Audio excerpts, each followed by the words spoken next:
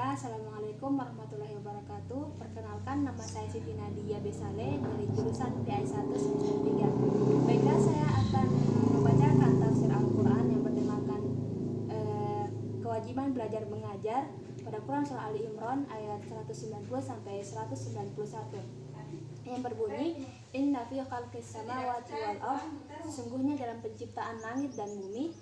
Nah, ayat ini yakni yang ini dalam ketinggian dan keluasannya, dan yang ini dalam hamparannya, kepadatannya serta tata letaknya, dan semua yang ada pada keduanya, berupa tanda-tanda yang dapat disaksikan lagi amat besar.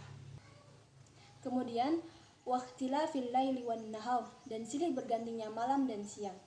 Maksudnya, saling bergiliran dan saling mengurangi panjang dan pendeknya. Nah, semuanya itu berjalan berdasarkan pengaturan dari Tuhan yang Maha Perkasa lagi Maha Mengetahui.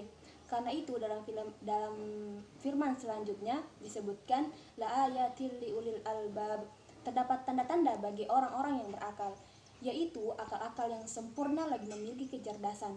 Karena hanya yang demikianlah yang dapat mengetahui segala sesuatu dengan hakikatnya masing-masing secara jelas dan gamblang. Selanjutnya Allah menjelaskan ciri khas orang-orang yang berakal melalui firman berikutnya. Mereka adalah alladzina yadhkurunallaha qiyaman wa qu'udan wa 'ala junubihim, yaitu orang-orang yang mengingat Allah sambil berdiri dan duduk atau dalam keadaan berbaring. Mereka tidak pernah terputus dari berzikir mengingatnya dalam semua keadaan mereka. Lisan, hati, dan jiwa mereka semuanya selalu mengingat Allah Subhanahu wa taala. Wa yatafakkaruna fi khalqis samawati wal ardh, dan mereka memikirkan tentang penciptaan langit dan bumi. Di sini mereka memahami semua hikmah yang terkandung di dalamnya, yang menunjukkan kepada kebesaran penciptanya, kekuasaannya, pengetahuannya, hikmahnya, pilihannya, dan rahmatnya. Dan selanjutnya tafsir pada ayat At-Taubah ayat 122 yang berbunyi, wa maka nal mu'minuna liyashqiru kaffah. Tidak sepatutnya bagi orang-orang yang mukmin itu pergi semuanya ke medan perang, yakni tidak sepatutnya orang-orang mukmin berangkat semuanya ke medan perang dan meninggalkan Nabi Muhammad SAW sendirian. Walaula nafara min kulli firqatin minhum ta'ifah. Mengapa tidak pergi dari tiap-tiap golongan di antara mereka beberapa golongan, yaitu suatu golongan. Makna yang dimaksud ialah sepasukan syariah atau pasukan khusus yang mereka tidak berangkat kecuali dengan seizin Nabi Muhammad SAW. Apabila pasukan syariah itu kembali kepada kaumnya, sedangkan setelah keberangkatan mereka diturunkan ayat-ayat Al-Quran yang telah dipelajari oleh mereka yang tinggal bersama Nabi Muhammad SAW, maka mereka yang bersama Nabi SAW akan mengatakan kepada syariah, sesungguhnya Allah telah menurunkan ayat Al-Quran kepada Nabi kalian dan telah kami pelajari. Selanjutnya syariah itu tinggal untuk mempelajari apa yang telah diturunkan oleh Allah kepada Nabi mereka sesudah keberangkatan mereka. Dan Nabi pun mengirimkan syariah lainnya atau pasukan lainnya. Yang demikian itulah pengertian firman Allah Subhanahu wa taala, yatafaqahu fid din, untuk memperdalam pengetahuan mereka tentang agama, yakni agar mereka mempelajari apa yang diturunkan oleh Allah kepada Nabi mereka.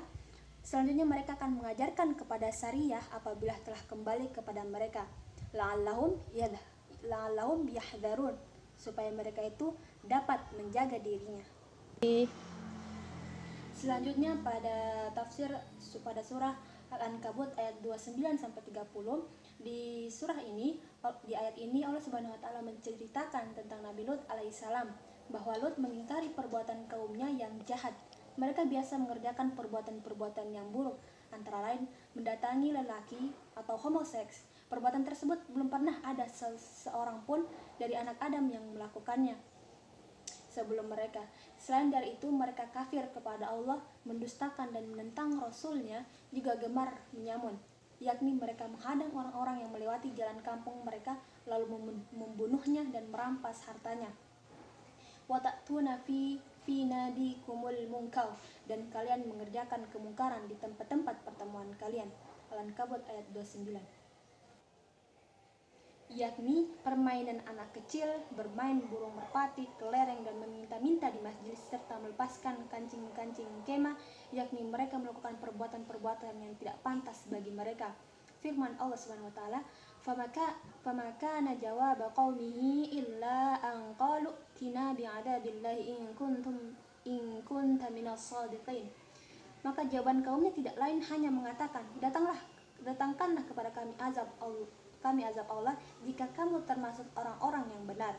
Ini menggambarkan tentang kekafiran mereka dan sikap olok-olok mereka kepada nabinya, juga keingkaran mereka terhadap nabinya.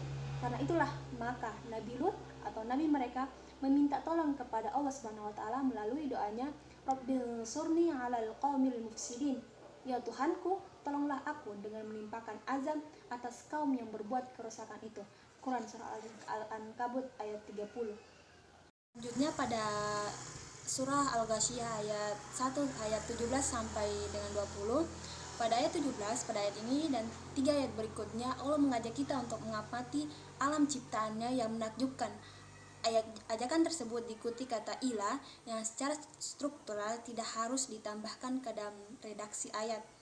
Kata ilah yang biasa diartikan kepada pada masing-masing ayat menurut Muhammad Quraisy Shihab menunjukkan arti lebih dari sekedar melihat sesuatu, yakni merenung secara mendalam apa rahasia yang ada di baliknya. Pendapat ini sejalan dengan apa yang diutarakan Ibnu Asyur dalam tafsirnya. Sekian video dari saya. Mohon maaf atas segala kekurangan dan kelebihannya. Wassalamualaikum warahmatullahi wabarakatuh.